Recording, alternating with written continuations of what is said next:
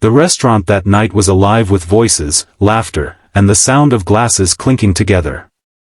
Waiters weaved between tables carrying trays piled with food, the soft hum of jazz played in the background, and warm lights gave the place a cozy glow. At a small table in the middle of the room, an elderly man sat alone. His clothes were plain but neat, his posture slightly bent with the weight of age. A cane rested against the chair beside him, its handle worn smooth from years of use. On the table, next to his water glass, sat a small, weathered cap. The cap wasn't fancy, just old, faded fabric, but embroidered on the front were the words that carried decades of meaning, U.S. veteran. The man cut his food carefully, with the patience of someone who had learned to take life slowly. He didn't look around, didn't try to catch anyone's eye. He was used to silence. But not everyone respected his peace.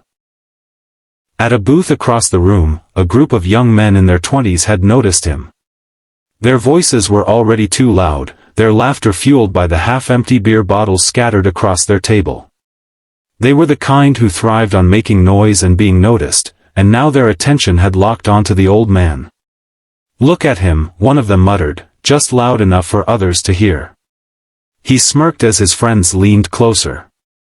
"Old fossil probably thinks he's important just 'cause he's got that hat." Another chuckled, shaking his head.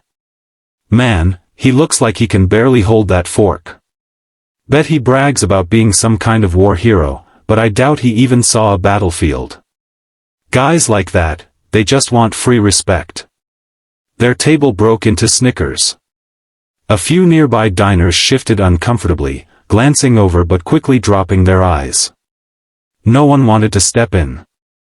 The veteran heard them. His hand, trembling slightly with age, tightened around the fork. He didn't look at them. He'd endured far worse than the mocking of spoiled boys. But the words stung all the same. The bullies, sensing weakness, pushed further. One of them raised his voice deliberately, wanting everyone to hear. "Hey, old man. You really think you belong here? Place like this isn't for guys like you. Why don't you finish up and head home before you fall asleep in your soup?" Their laughter rang out again, louder this time. The veteran took a slow breath, his chest rising and falling.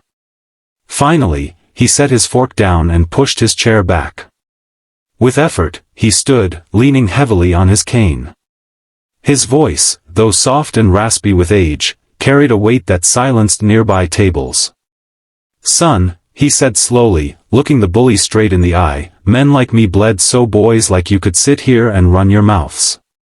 Don't ever forget that." For a brief moment, there was silence. A few people nodded in respect. But the bully just smirked wider, mocking his tone. "Oh, men like me bled," he repeated sarcastically, clutching his chest in fake drama. "Hear that? We've got ourselves a big war hero. Should we all clap for him?" He gestured grandly to the restaurant, urging his friends. They laughed and whistled, clapping mockingly. One even raised his glass in a fake toast. The sound was cruel, cutting. The veteran's jaw tightened. His knuckles turned white around the cane. For just a second, his eyes dropped, the humiliation pressing down heavier than the cane he leaned on. And then, a single sound broke the tension. The scrape of a chair against the wooden floor. It wasn't loud. But in the silence that followed the mockery, it was thunderous. Heads turned toward the far corner of the restaurant. Jason Statham was standing. He had been sitting alone, eating quietly, unnoticed until now. Dressed in a simple black jacket and jeans, he didn't look like he wanted attention. But his presence, the way he carried himself, shifted the entire atmosphere. Broad-shouldered, sharp-eyed, his movements controlled and deliberate. He wasn't just a man, he was a storm waiting to break. The bullies froze mid-laugh. The restaurant hushed. Jason walked forward slowly, his boots echoing softly against the floorboards. He didn't rush. He didn't need to.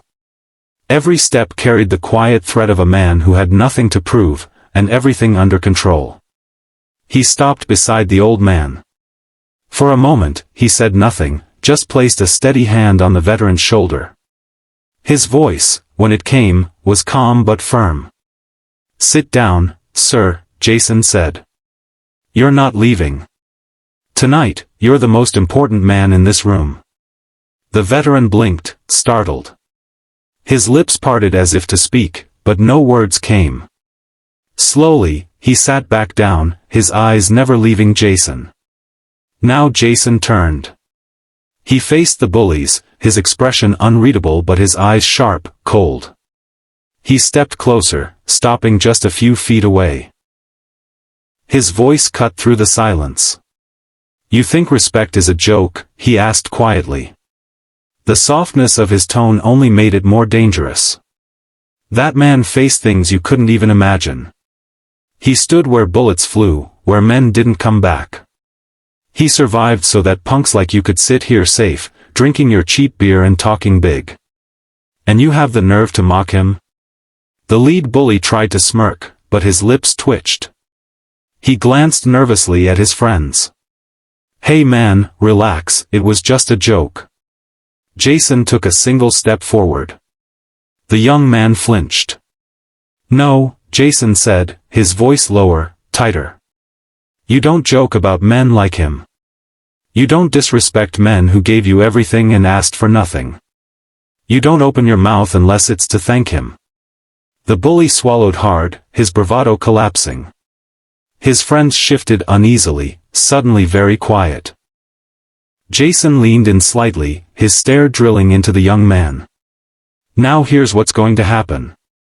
You're going to shut your mouths. You're going to finish your meals without another word. And when you walk out that door, you're going to remember this night every time you even think about disrespecting a veteran again. Because if you don't," Jason's jaw tightened, his voice like steel, "you'll answer to me." The room was silent. The only sound was the nervous gulp of the bully as he stumbled back toward his seat, muttering, "All right, fine." Jason didn't watch him sit. He turned back to the old man, pulling out the chair gently. "Please, sir," he said softly. "Sit. You deserve to be here more than anyone." The veteran's eyes glistened, but he held them steady. His voice was quiet. "Son, thank you." Around them, the atmosphere shifted. The waiter, clearly shaken but moved, stepped forward. "Sir," he said to the veteran, "your meal's on the house. Thank you for your service." Others followed. A woman at a nearby table stood and approached, shaking the old man's hand. A man across the room gave him a firm salute. One by one, strangers came forward, offering gratitude, respect, even tears.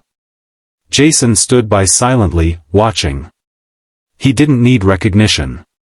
He was only there to make sure the man who had once been humiliated now sat as the most honored in the room.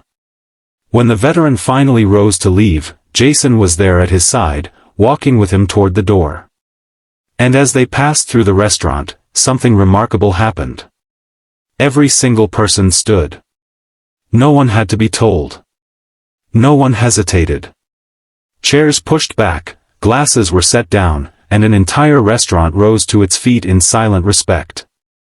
The bullies sat frozen, their faces red, too ashamed to lift their eyes. The old man walked slowly, but taller now. His hand trembled slightly as he reached for Jason's arm at the door. "I didn't think anyone would stand up for me tonight," he said softly. Jason gave a small nod. "You fought for us. The least I can do is fight for you." The veteran tipped his cap, his eyes moist but proud. With Jason beside him, he stepped out into the night, no longer invisible, no longer humiliated. Inside, the people remained standing long after he left, the silence heavy with meaning. That night, they hadn't just seen a confrontation. They had seen the power of respect, the strength of loyalty, and the courage of one man standing up when no one else dared. No one remembered the bully's laughter. They only remembered Jason Statham's words, and the silence that followed, when everything changed.